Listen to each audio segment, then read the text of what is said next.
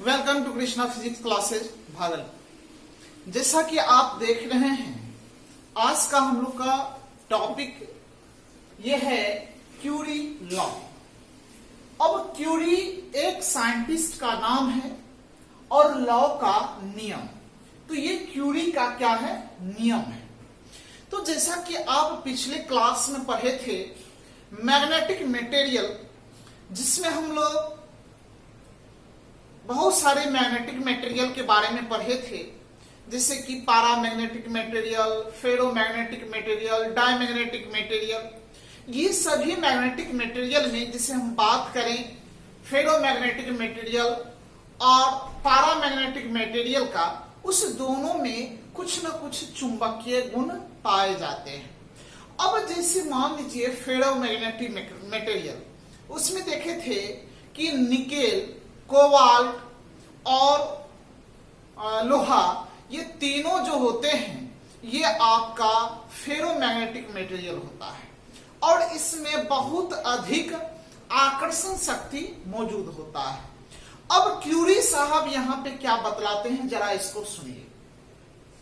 Curie साहब कहते हैं कि मैग्नेट के या किसी मैग्नेटिक मटेरियल के जो मैग्नेटिक प्रॉपर्टीज है, जो उसकी चुंबकीय प्रवृत्ति है या उसके जो चुंबकीय गुण है, उसको आप खत्म भी कर सकते हैं।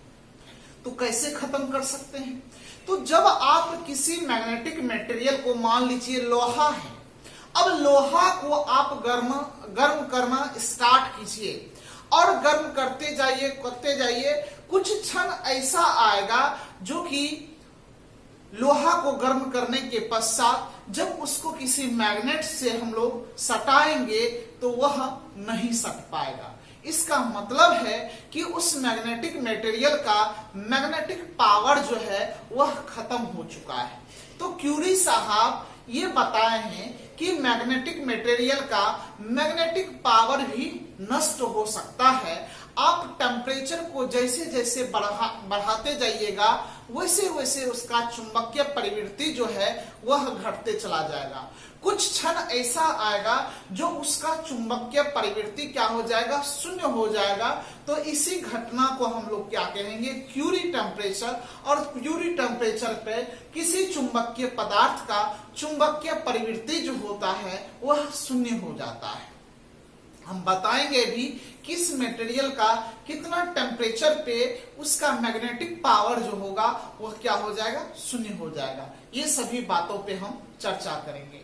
तो आप अंदर 10th भी ये पढ़े होंगे कि मैग्नेट को हम लोग गर्म करके मैग्नेट के गुण को खत्म कर सकते हैं, या मैग्नेट को पीट करके हम लोग क्या कर सकते हैं? उसके प्रॉपर्टीज को क्या कर सकते हैं? मैग्नेटिक प्रॉपर्टीज मतलब मैग्नेटिक जो गुण है, चुंबकीय प्रवृत्ति है, वह सभी चीज को हम लोग क्या कर सकते हैं? नष्ट कर सकते हैं, खत्म कर सकते हैं। तो इसी चीज को आज हम लोग पढ़ेंगे। तो हम लोग का मूल टॉपिक आज होगा क्यूरी लॉ, और क्यूरी लॉ को हिंदी में हम कहेंगे क्यूरी का नियम। ये टॉपिक जो है कई बार पूछा हुआ है, 2 नंबर में पूछे भी जाते हैं, और जब आप कंपटीशन का एग्जाम दीजिएगा तो उसमें भी ये टॉपिक का मतलब पूछा जाता है, तो आपको हमेशा ये काम देगा आगे। तो चलिए, इसलिए यहाँ पे हम लगा देते हैं इसमें BM, यानी बोर्ड मॉडल है। आप इस चीज को याद रखिएगा। तो यहाँ पे क्या हो गया? चुंबकीय क्यूरी का टेम्परेचर क्या हो गया कि चुंबकीय प्रवृत्ति जो होगा ताप के क्या हो जाएंगे? व्युत्क्रमपाती हो जाएगा। अर्थात ये हुआ कि जैसे जैसे हम टेम्परेचर को बढ़ाएंगे वैसे वैसे उसका चुंबकीय प्रवृत्ति क्या हो जाएगा? खत्म हो जाएगा। और ऐसा क्षण आएगा जो कि उस वक्त ये चुंबकीय प्रवृत्ति नष्ट हो करके शून्य हो जाएगा। तो उस पॉइंट को हम लोग कहते हैं क्यूरी टेम्परेचर या क्यूरी पॉइंट कहेंगे। ये सभी चीज को हम अभी इस पे लिखेंगे। तो आइए चलिए पहले इसको हम लिखते हैं, फिर आगे इसको समझाएंगे।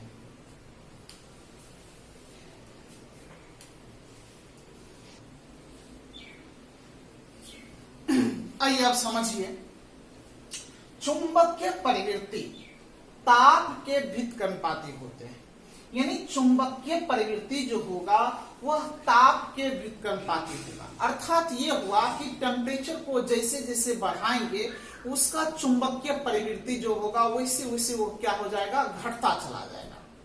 यही कहते हैं क्यूरी साहब कि टेम्परेचर बढ़ाएंगे तो चुंबकीय प्रवृत्ति घट जाएगा। कोई मैग्नेट है, आप उसको पूरा गर्म कर दीजिए, बहुत ज्यादा आप गर्म कर दीजिए, और उसके बाद किसी लोहा से जब आप चिपकाइएगा तो वह नहीं चिपकेगा। इसका मतलब है कि उसका चुंबकीय प्रवृत्ति क्या हो रहा है, नष्ट हो गया है या धीरे धीरे नष्ट हो रहा है। तो इसलिए यहाँ पे लिखे हैं चुंबकीय प्रवृत्ति ताप के व्युत्क्रमानुपाती होते हैं। यहाँ पे चुंबकीय प्रवृत्ति जो हो गया व्युत्क्रमानुपाती हो गया टेम्परेचर का। अब जैसे ही चुंबकीय प्रवृत्ति को हम लोग XM लिख दिए और व्युत्क्रमानुपाती 1/T यानी टेम्परेचर को T से लिख दिए। जैसे ही ये जो चिन्ह है इस चिन्ह को हटाएंगे तो एक कांस्टेंट हम लिखे हैं C, तो यहाँ पे C × 1/T, तो यहाँ पे इसको मल्टीप्लाई करेंगे तो XM = C/T। ये C जो है where C is Curie temperature या क्यूरी कांस्टेंट, तो इसके लिए क्यूरी टेम्परेचर कांस्टेंट होगा ये। तो यहाँ पे इसका कुछ ना कुछ निश्चित वैल्यू भी होता है, वह वैल्यू क्या होगा उस चीज को हम आगे बताएंगे। तो चलिए यहां से यहां तक पहले नोट कर लीजिए।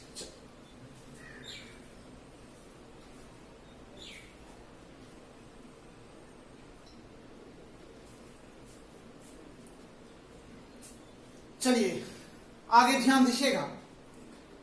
अभी जस्ट बताए क्यूरी टेम्परेचर के बारे में कि जैसे जैसे हम टेम्परेचर को बढ़ाते हैं तो उसका चुंबकीय प्रवृत्ति क्या हो जाता है, नष्ट हो जाता है। उसी चीज को यहाँ पे बताया है, आइए ध्यान दीजिएगा। अतः क्यूरी लॉ के अनुसार चुंबक को गर्म करने पर उसके आकर्षण बल या शक्ति का मान घटता है, क्योंकि उसका रिलेशन व्युत्क्रम का है। वह ताप जिस पर कोई पदार्थ चुंबक का प्रति आकर्षण खो देता है उसे क्यूरी टेम्परेचर कहते हैं। जहां पे वह अपना चुंबकीय प्रवृत्ति खत्म कर देगा उसी को हम लोग क्यूरी टेम्परेचर कहते हैं। अतः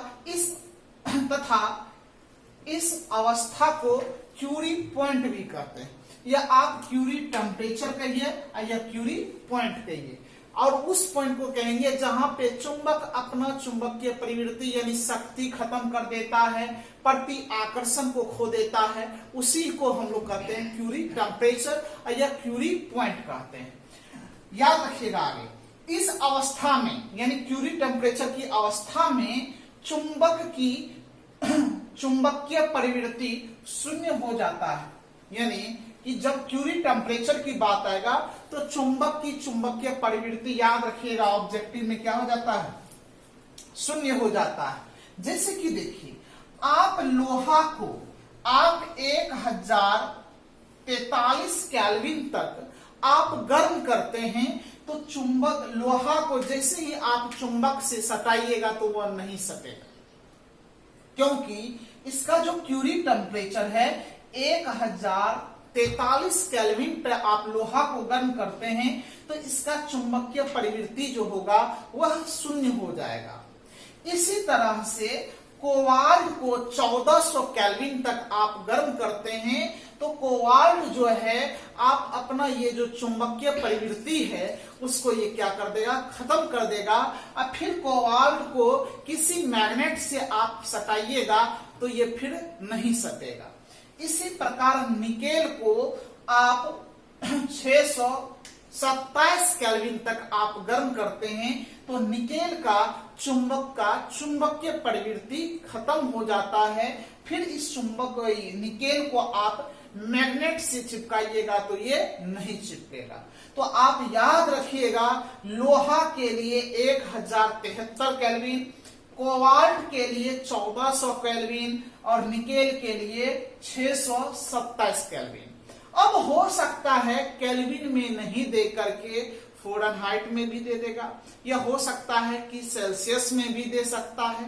तो ये हम केल्विन के आधार पे इसके टेम्परेचर को लिखे हैं, आप किसी में कन्वर्ट करके आप इसको लिख सकते हैं।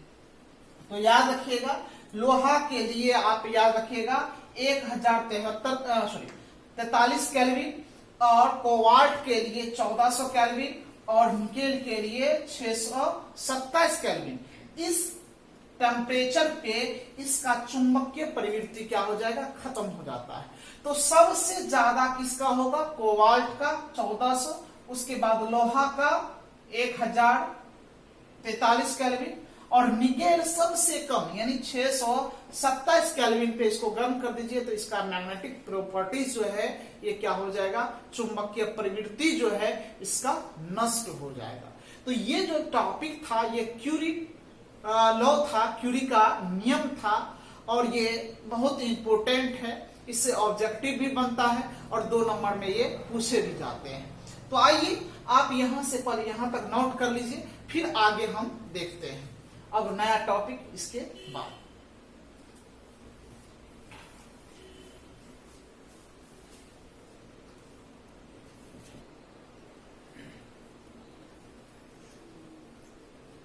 चलिए ध्यान दीजिएगा, अब क्यूरी लॉ के बाद एक लॉ और है, ध्यान दीजिएगा, ये क्या है, लॉ ऑफ इविंग एंड वेबर। ध्यान से सुनिएगा, ये लॉ ऑफ इविंग एंड वेबर, और इसी को हम लोग कहते हैं मॉलिक्यूलर थ्योरी। ध्यान से सुनिएगा, ये लॉ ऑफ इविंग एंड वेबर, और इसी का एक और नाम है जिसको हम लोग कहते हैं मॉलिक्यूलर थ्योरी। मॉलिक्यूलर को हिंदी में हम लोग मॉलिक्यूल यानी कण के बारे में है, और ये इविंग एक साइंटिस्ट का नाम है, वेबर भी एक साइंटिस्ट का नाम है, उसी का ये क्या है, नियम है।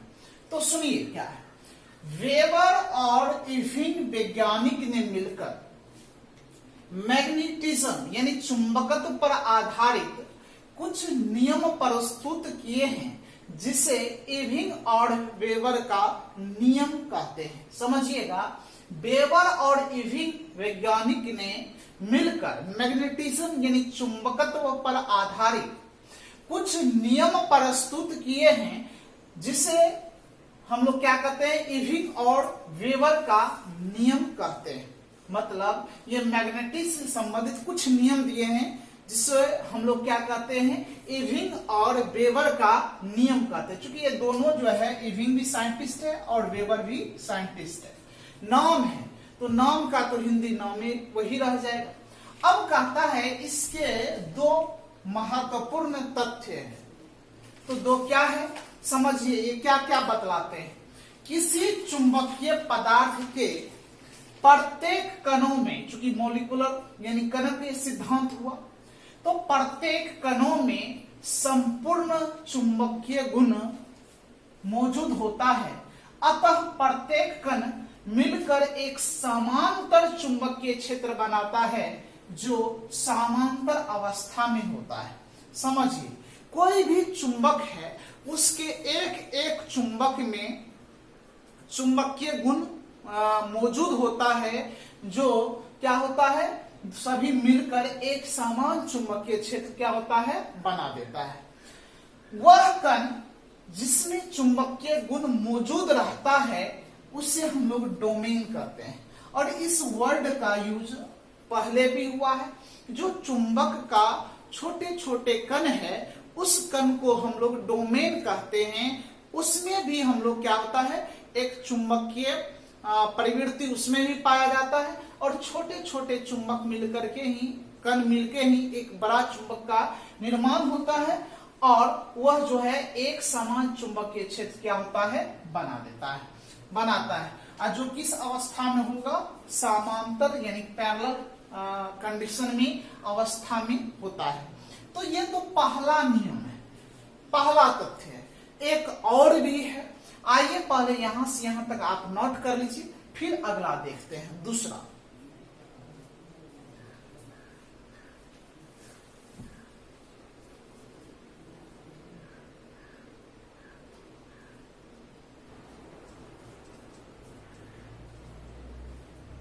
चलिए ध्यान दीजिएगा, ये दूसरा है, पहला पॉइंट देखिए। अब क्या कहता है दूसरे पॉइंट में, दूसरे तथ्य में, और इरविंग और वेबर साहब क्या कहते हैं कि अचुंबकीय पदार्थ क्या होता है, जिसमें चुंबकीय गुण मौजूद नहीं होता है। आगे चल के हम बताएंगे अचुंबकीय पदार्थ। तो अचुंबकीय पदार्थ में कुल चुंबकीय क्षेत्र का मान क्या होता है, 0 होता है। चूंकि उसमें चुंबकीय गुण ही नहीं होगा तो चुंबकीय क्षेत्र बनेगा ही नहीं। ये बताते हैं कौन, इरविंग और वेबर साहब, कि इसका चुंबकीय क्षेत्र का मान क्या हो जाता है, 0 हो जाता है, क्योंकि यह जो है बंद श्रृंखला बनाती है। मतलब अचुंबकीय पदार्थ जो होगा वह बंद श्रृंखला बनाती है, जिसकी वजह से यह जो है इसका मैग्नेटिक फील्ड जो होता है, चुंबकीय क्षेत्र जो होता है वह 0 होता है। जैसा कि आप देख रहे हैं ये जो श्रृंखला बना हुआ है ये बंद श्रृंखला है, इसकी वजह से ये मैग्नेटिक फील्ड, इसका मैग्नेटिक फील्ड को B से डिनोट करते हैं, जो कि ये 0 है। ये भी बंद श्रृंखला है, इसकी वजह से इसका मैग्नेटिक फील्ड 0 हो गया। इसी तरह से कोई भी जो बंद श्रृंखला बनाएगा वो चुंबकीय पदार्थ चूंकि बंद श्रृंखला बनाती है, इसी वजह से इसका मैग्नेटिक फील्ड जो होता है 0 होता है, इसलिए इसको हम लोग क्या कहते हैं, अचुंबकीय पदार्थ कहते हैं। और भी बहुत सारे चीज इस चैप्टर में भी बाकी है, इस चीज को हम लोग नेक्स्ट क्लास में देखेंगे। तो आज के लिए इतना ही, फिर हम लोग मिलते हैं नेक्स्ट क्लास में न्यू टॉपिक के साथ। Thank you for watching my video.